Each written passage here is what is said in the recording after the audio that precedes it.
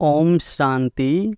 31 मई 2024 के ईश्वरीय महावाक्य। पहले एक नज़र मुरली के मुख्य पॉइंट पर।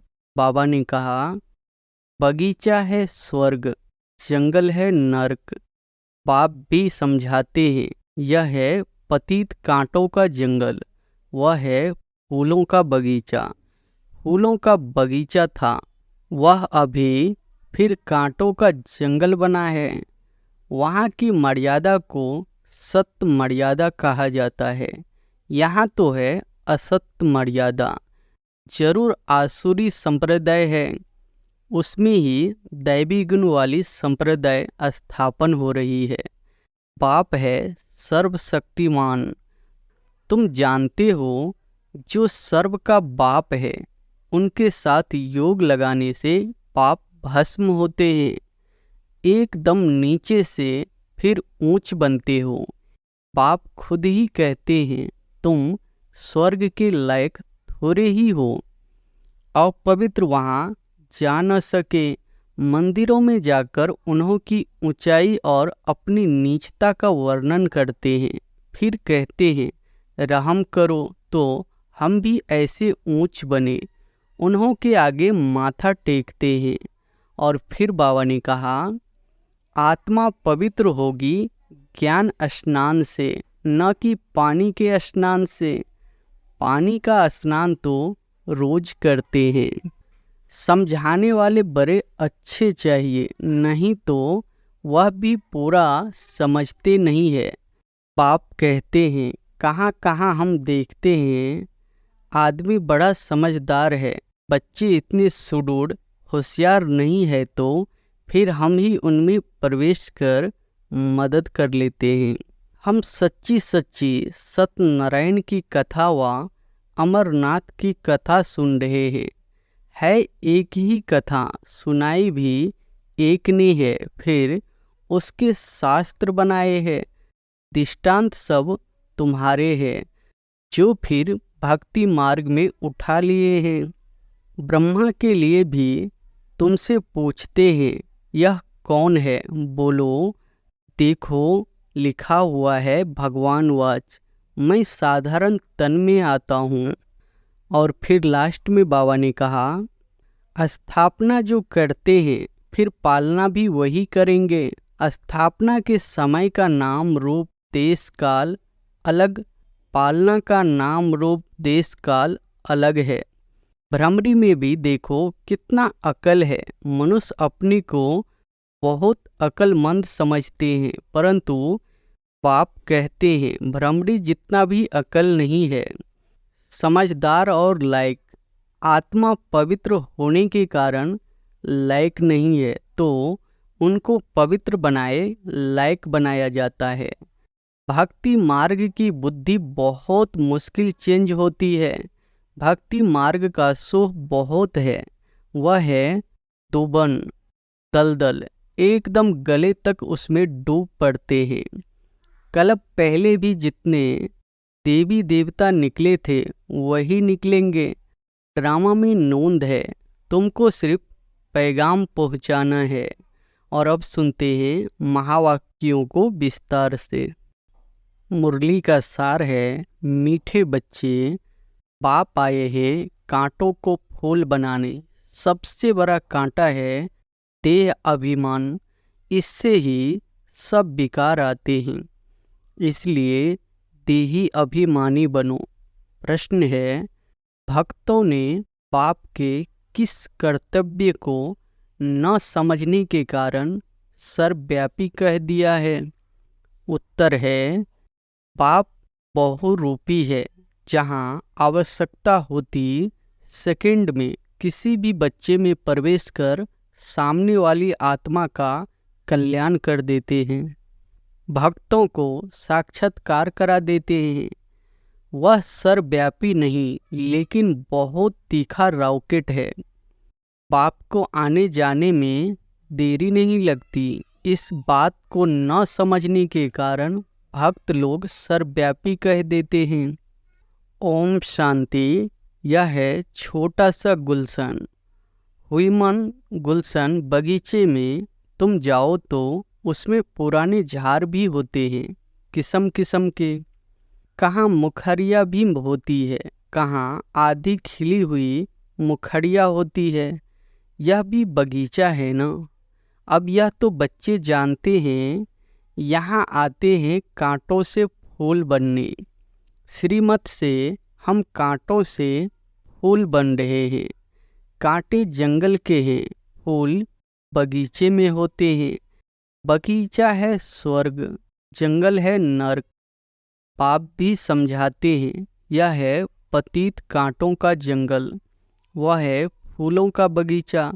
फूलों का बगीचा था वह, अभी फिर कांटों का जंगल बना है। देह अभिमान है सबसे बड़ा कांटा, उसके बाद फिर सब विकार आते हैं। वहाँ तो तुम देही अभिमानी रहते हो, आत्मा में ज्ञान रहता है। अभी हमारी आयु पूरी होती है, अब हम यह पुराना शरीर छोड़ दूसरा जाकर लेंगे। साक्षात्कार होता है, हम गर्भ महल में जाकर विराजमान होंगे, फिर मुखरी बनकर मुखरी से फूल बनेंगे। यह आत्मा को ज्ञान है। सृष्टि चक्र कैसे फिरता है यह ज्ञान नहीं है, सिर्फ यह ज्ञान रहता है कि यह शरीर पुराना है, इसको अब बदलना है। अंदर में खुशी रहती है। कलयुगी दुनिया की कोई भी रस्म आदि वहाँ होती नहीं, यहाँ होती है लोक लाज, कुल की मर्यादा। फर्क है ना, वहाँ की मर्यादा तो सत्य मर्यादा कहा जाता है, यहाँ तो है असत्य मर्यादा। सृष्टि तो है ना, पाप आते ही है, जबकि आसुरी संप्रदाय है। उसमें ही देवी संप्रदाय की जब स्थापना हो जाती है तब विनाश होता है, तो जरूर आसुरी संप्रदाय है। उसमें ही दैवी गुण वाली संप्रदाय स्थापन हो रही है। यह भी समझाया है, योग बल से तुम्हारे जन्म जन्मांतर के पाप नष्ट होते हैं। इस जन्म में भी जो पाप किए हैं वह भी बताने पड़े। उसमें भी खास है विकार की बात। याद में है बल, पाप है सर्वशक्तिमान। तुम जानते हो जो सर्व का बाप है, उनके साथ योग लगाने से पाप भस्म होते हैं। यह लक्ष्मी नारायण सर्वशक्तिवान है ना। सारी सृष्टि पर इनका राज्य है। वह है ही नई दुनिया, हर चीज नई। अब तो जमीन ही कलठराठी हो गई है। अभी तुम बच्ची नई दुनिया के मालिक बनते हो, तो इतनी खुशी रहनी चाहिए। जैसे स्टूडेंट वैसे खुशी भी जास्ती होगी। तुम्हारी यह है ऊंच से ऊंच यूनिवर्सिटी, ऊंच से ऊंच पढ़ाने वाला है। बच्चे पढ़ते भी है ऊंच से ऊंच बनने के लिए। तुम कितना नीचे थे, एकदम नीच से फिर ऊंच बनते हो। बाप खुद ही कहते हैं तुम स्वर्ग के लायक थोड़े ही हो। अपवित्र वहाँ जा न सके। नीचे है तब तो ऊंच देवताओं के आगे उन्हों की महिमा गाते हैं। मंदिरों में जाकर उन्हों की ऊंचाई और अपनी नीचता का वर्णन करते हैं, फिर कहते हैं रहम करो तो हम भी ऐसे ऊंच बने। उन्हों के आगे माथा टेकते हैं। है तो वह भी मनुष्य, परंतु उनमें दैवी गुण है। मंदिरों में जाते हैं, उन्हों की पूजा करते हैं कि हम भी उन्हों जैसे बने। यह कोई को पता नहीं है कि उन्हों को ऐसा किसने बनाया। तुम बच्चों की बुद्धि में सारा ड्रामा बैठा हुआ है। कैसे इस दैवी झाड़ का सैपलिंग लगता है। पाप आते भी है संगम युग पर। यह पति दुनिया है, इसलिए बाप को बुलाते हैं, हमको आकर पतित से पावन बनाओ। अभी तुम पावन होने के लिए पुरुषार्थ करते हो। बाकी सब हिसाब किताब चुकतू कर चले जाएंगे शांति धाम। मन मना भव का मंत्र है मुख्य, जो तुमको बाप देते हैं। गुरु लोग तो ढेर के ढेर है, कितने मंत्र देते हैं। बाप का है ही एक मंत्र। बाप ने भारत में आकर मंत्र दिया था, जिससे तुम देवी देवता बने थे। भगवान वाच्य है ना। वो लोग भल श्लोक आदि कहते हैं, परंतु अर्थ कुछ भी नहीं समझते। तुम अर्थ समझा सकते हो। कुंभ के मेले में जाते हैं, वहाँ भी तुम सबको समझा सकते हो। यह है पति दुनिया नरक। सतयुग पावन दुनिया थी, जिसको ही स्वर्ग कहा जाता है। पति दुनिया में कोई पावन हो न सके। मनुष्य गंगा स्नान कर पावन होने के लिए जाते हैं, क्योंकि समझते हैं शरीर को ही पावन बनाना है। आत्मा तो सदैव पावन है ही।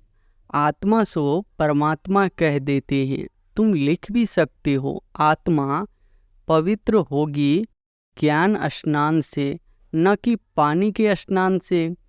पानी का स्नान तो रोज करते रहते हैं। जो भी नदियां हैं उनमें रोज स्नान करते रहते हैं। पानी भी वही पीते हैं। अब पानी से ही सब कुछ किया जाता है। बातें कितनी सहज है, परंतु किसी की भी बुद्धि में आती नहीं है। पूरा ज्ञान से ही सद्गति होती है सेकंड में। फिर कहते हैं ज्ञान इतना अथाह है, जो सारा समुंदर स्याही बनाओ, जंगल को कलम बनाओ, धरती को कागज बनाओ, तो भी अंत नहीं हो सकता। बाप भिन्न भिन्न पॉइंट्स तो रोज समझाते रहते हैं। बाप कहते हैं आज तुमको बहुत गुह्य बातें सुनाता हूँ। बच्चे कहते हैं पहले क्यों नहीं सुनाया? अरे पहले कैसे सुनाएंगे? कहानी शुरू से लेकर नंबरवार सुनाएंगे ना। पिछाड़ी का पार्ट पहले कैसे सुना सकेंगे? यह भी बाप सुनाते रहते हैं। यह सृष्टि चक्र के आदि मध्य अंत का राज तुम जानते हो। तुमसे कोई भी पूछे तो तुम झट रिस्पॉन्स कर सकते हो। तुम्हारे में भी नंबरवार है। जिनकी बुद्धि में बैठा हुआ है तुम्हारे पास आते हैं। रिस्पॉन्स नहीं मिलता है तो बाहर जाकर कहते हैं यहाँ तो पूरी समझानी नहीं मिलती है। फालतू चित्र रखे हैं, इसलिए उन्हें समझाने वाले बड़े अच्छे चाहिए, नहीं तो वह भी पूरा समझते नहीं है। समझाने वाले भी पूरा नहीं तो जैसे को तैसा मिला। बाप कहते हैं कहाँ कहाँ हम देखते हैं आदमी बड़ा समझदार है, बच्चे इतने सुरूढ़ होशियार नहीं है, तो फिर हम ही उनमें प्रवेश कर मदद कर लेते हैं। क्योंकि बाप तो है बहुत छोटा रॉकेट, आने जाने में देरी नहीं लगती है। उन्होंने फिर बहुरूपी व सर्वव्यापी की बात उठा ली है। यह तो बाप तुम बच्चों को बैठ समझाते हैं। कोई कोई आदमी अच्छे होते हैं तो उन्हों को समझाने वाले भी ऐसे चाहिए। आजकल तो कोई छोटेपन से भी शास्त्र कंठ कर लेते हैं, क्योंकि आत्मा संस्कार ले आती है। कहाँ भी जन्म ले, फिर वहाँ वेद शास्त्र आदि पढ़ने लग पड़ेंगे। अंतमति सो गति होती है ना, आत्मा संस्कार ले जाती है ना। अभी तुम बच्चे समझते हो, आखिर वह दिन आया आज जो स्वर्ग के द्वार सच सच खुलते हैं। नई दुनिया की स्थापना, पुरानी दुनिया का विनाश होना है। मनुष्यों को तो यह भी पता नहीं कि स्वर्ग नई दुनिया में होता है।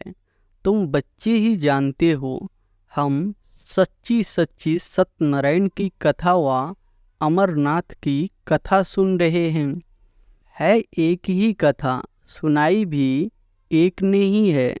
फिर उसके शास्त्र बनाए हैं, दृष्टांत सब तुम्हारे हैं।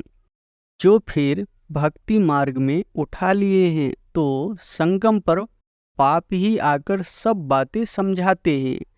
यह बड़ा भारी बेहद का खेल है। इसमें पहले हैं सतयुग, त्रेता, राम राज्य, फिर होता है रावण राज्य। यह ड्रामा बना हुआ है। इनको अनादि अविनाशी कहा जाता है। हम सब आत्माएं हैं। यह ज्ञान कोई को है नहीं जो तुमको पाप ने ज्ञान दिया है। जो भी आत्माएं हैं उन्हों का पाठ ड्रामा में नोंधा हुआ है। जिस समय जिसका जो पाठ होगा उसी समय आएंगे, वृद्धि को पाते रहेंगे। बच्चों के लिए मुख्य बात है पतित से पावन बनना। बुलाते भी है, हे पतित पावन आओ। बच्चे भी बुलाते हैं, बाप भी कहते हैं हमारे बच्चे कामचिता पर बैठ भस्म हो गए हैं। यह है यथार्थ बातें। आत्मा जो अकाल है उनका यह तख्त है, लोन लिया हुआ है। ब्रह्मा के लिए भी तुमसे पूछते हैं यह कौन है? बोलो देखो लिखा हुआ है भगवान वाच। मैं साधारण तन में आता हूँ। वह सजा हुआ श्री कृष्ण ही 84 जन्म ले साधारण बनता है। साधारण ही फिर वह कृष्ण बनता है। नीचे तपस्या कर रहे हैं, जानते हैं हम यह बनने वाले हैं। त्रिमूर्ति तो बहुतों ने देखा है, परंतु उनका अर्थ भी चाहिए ना। स्थापना जो करते हैं फिर पालना भी वही करेंगे। स्थापना के समय का नाम रूप देश काल अलग, पालना का नाम रूप देश काल अलग है। यह बातें समझने में तो बड़ी सहज है। यह नीचे तपस्या कर रहे हैं, फिर यह बनने वाले हैं। यही 84 जन्म ले यह बनते हैं। कितना सहज ज्ञान है सेकंड का। बुद्धि में यह ज्ञान है, हम यह देवता बनते हैं। 84 जन्म भी इन देवताओं को ही लेने हैं, और कोई लेते हैं क्या? नहीं। 84 का राज्य भी बच्चों को समझा दिया है। देवताएं ही है जो पहले पहले आते हैं। खिलौना होता है ना मछलियों का, मछली ऐसे नीचे आती है फिर ऊपर चढ़ती है, वह भी जैसे सीढ़ी है। भ्रमड़ी, कछुए आदि के भी जो मिसाल दिए जाते हैं वह सब इस समय के हैं। भ्रमड़ी में भी देखो कितना अकल है। मनुष्य अपने को बहुत अक्लमंद समझते हैं, परंतु बाप कहते हैं भ्रमड़ी जितना भी अकल नहीं है। सर्प पुरानी खाल छोड़कर नई ले लेते हैं। बच्चों को कितना समझदार बनाया जाता है। समझदार और लायक आत्मा अपवित्र होने के कारण लायक नहीं है, तो उनको पवित्र बनाए लायक बनाया जाता है। वह है ही लायक दुनिया। यह तो एक बाप का ही काम है जो इस सारी सृष्टि को हेल से हेवन बनाते हैं। हेवन क्या होता है यह मनुष्यों को पता नहीं है। हेवन कहा जाता है देवी देवताओं की राजधानी को। सतयुग में है देवी देवताओं का राज्य। तुम जानते हो सतयुग नई दुनिया में हम ही राज्य भाग करते थे। 84 जन्म भी हमने ही लिया होगा। कितना बार राज्य लिया है और फिर गवाया है, यह भी तुम जानते हो। राम मत से तुमने राज्य लिया है, रावण मत से राज्य गवाया है। अभी फिर ऊपर चढ़ने के लिए तुमको राम मत मिलती है, गिरने के लिए नहीं मिलती है। समझाते तो बहुत अच्छी तरह से है, परंतु भक्ति मार्ग की बुद्धि बड़ी मुश्किल चेंज होती है। भक्ति मार्ग का शोभ बहुत है। वह है दुबन दलदल, एकदम गले तक उसमें डूब पड़ते हैं। जब सभी का अंत होता है तब मैं आता हूँ सभी को ज्ञान से पार ले जाता हूँ। मैं आकर इन बच्चों द्वारा कार्य कराता हूँ। बाबा के साथ सर्विस करने वाले तुम ब्राह्मण ही हो, जिनको खुदाई खिदमतगार कहा जाता है। यह सबसे अच्छे से अच्छी खिदमत है। बच्चों को श्रीमत मिलती है, ऐसे ऐसे करो, फिर उनसे छांट कर निकालेंगे। यह भी नई बात नहीं है। कल पहले भी जितने देवी देवता निकले थे वही निकलेंगे। ड्रामा में नोंद है, तुमको सिर्फ पैगाम पहुंचाना है।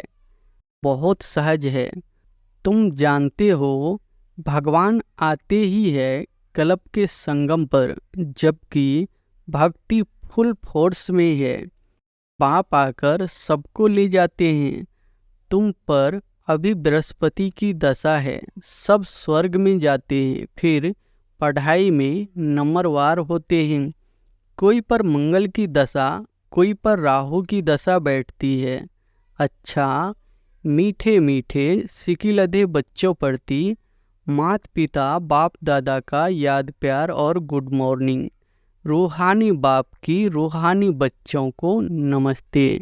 धारणा के लिए मुख्य सार पहली पॉइंट है, लायक और समझदार बनने के लिए पवित्र बनना है। सारी दुनिया को हेल से हेवन बनाने के लिए बाप के साथ सर्विस करनी है। खुदाई खिदमतगार बनना है। दूसरी पॉइंट है, कलयुगी दुनिया की रस्म रिवाज, लोक लाज, कुल की मर्यादा छोड़ सत्य मर्यादाओं का पालन करना है। दैवी गुण संपन्न बन देवी संप्रदाय की स्थापना करनी है। वरदान है, अपवित्रता का अंश, आलस और अलबेलेपन का त्याग करने वाले संपूर्ण निर्विकारी भव। अपवित्रता का अंश, आलस और अलबेलेपन का त्याग करने वाले संपूर्ण निर्विकारी भव। दिनचर्या के कोई भी कर्म में नीचे ऊपर होना, आलस्य में आना या अलबेले होना, यह विकार का अंश है, जिसका प्रभाव पूजनीय बनने पर पड़ता है। यदि आप अमृत वेले स्वयं को जागृत स्थिति में अनुभव नहीं करते, मजबूरी से व सुस्ती से बैठते हो, तो पुजारी भी मजबूरी व सुस्ती से पूजा करेंगे। तो आलस्य व अलबेलेपन का भी त्याग कर दो, तब संपूर्ण निर्विकारी बन सकेंगे। स्लोगन है, सेवा भले करो लेकिन व्यर्थ खर्च नहीं करो। सेवा भले करो लेकिन व्यर्थ खर्च नहीं करो। अच्छा, ओम शांति।